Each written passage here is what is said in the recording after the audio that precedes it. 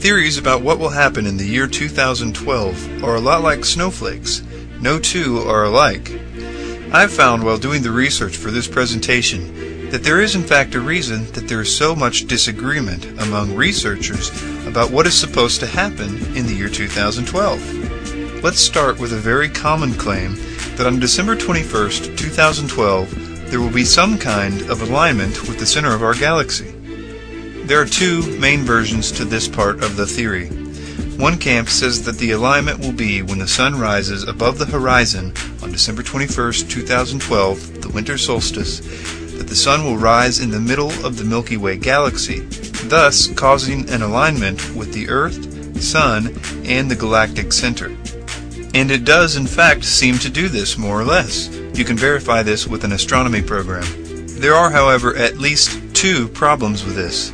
This event is only significant from the Earth's point of view. The precession cycle, or the roughly 26,000-year wobble of the Earth, only causes the effect of the stars changing position on the horizon, and therefore only the effect of a galactic alignment. If you were viewing this from anywhere else in the solar system, it would be totally insignificant. This is only a visual effect, and only from the Earth's perspective.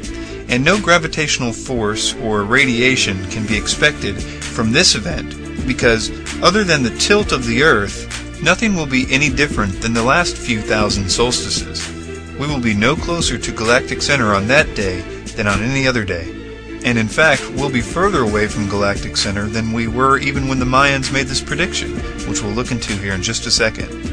But if the Mayans did in fact point to this event with their calendar, which we will also look into later, it should be noted how totally harmless and insignificant the event is, other than if Earth-based people gave significance to it, either for timekeeping or for religious reasons. But to be sure, it is not going to cause a pole shift or any other cataclysm. It can't. It's only an illusion, more or less. The other problem with this is that because precession is so slow, there is almost no difference between, say, this year, 2008, on December 21st, and December 21st in 2012. The sun will also rise in galactic center this year on the solstice as well. In fact, here's a quote from John Major Jenkins, one of the major proponents of the 2012 theories, from a part of his website called Response to Counterarguments.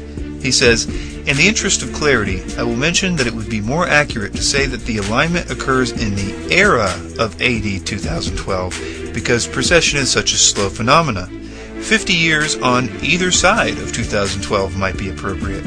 The other camp of the 2012 alignment issue is probably the more significant one, because it's dealing with the solar system's actual location in relation to galactic center.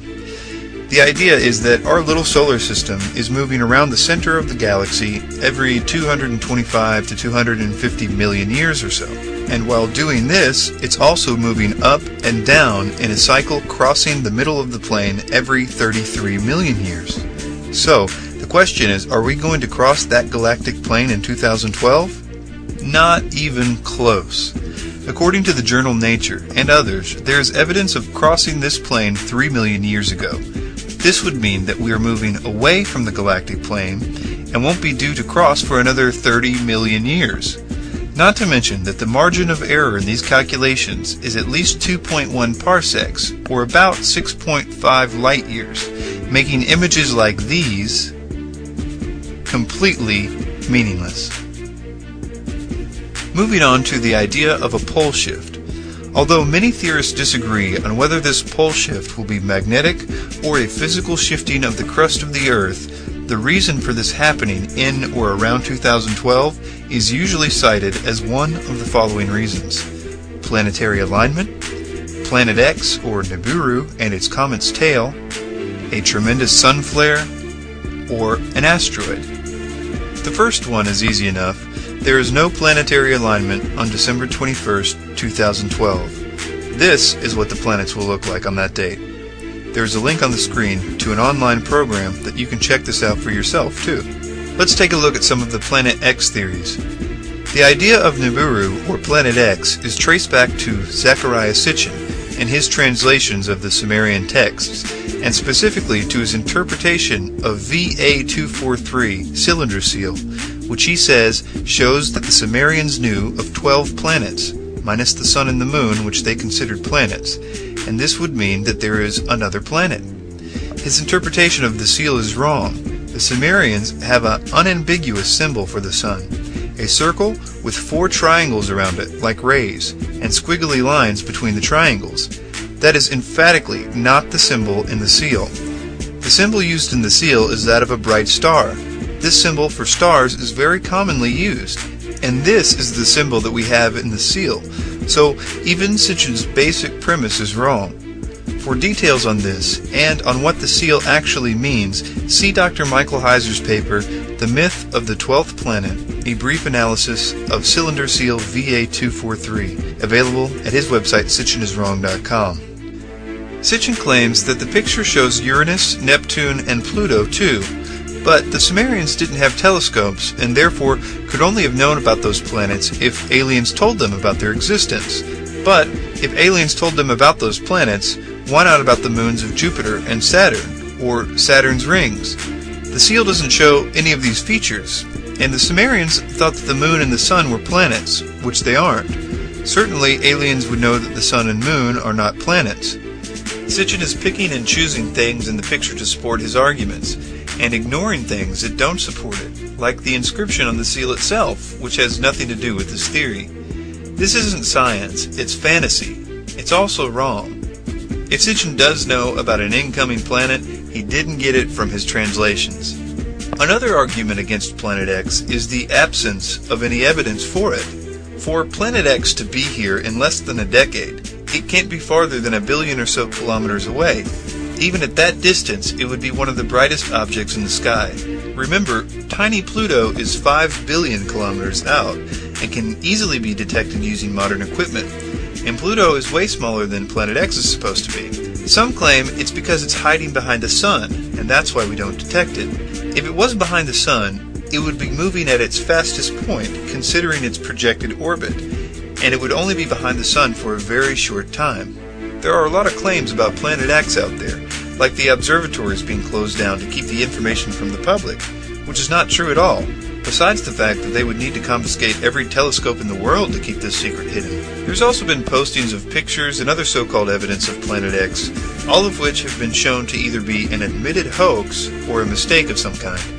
There are actual pole shifts that do occur, both magnetic pole shifts and physical pole shifts, and we are in the middle of a long process of a magnetic pole shift, the biggest effect of which is that we will have to relabel our compasses in a few hundred years. The following is an excerpt from an article from NASA.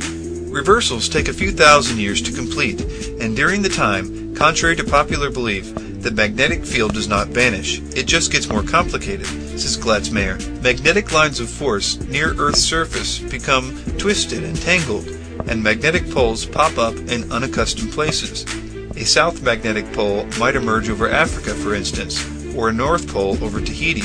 Weird, but it's still a planetary magnetic field, and it still protects us from space radiation and solar storms.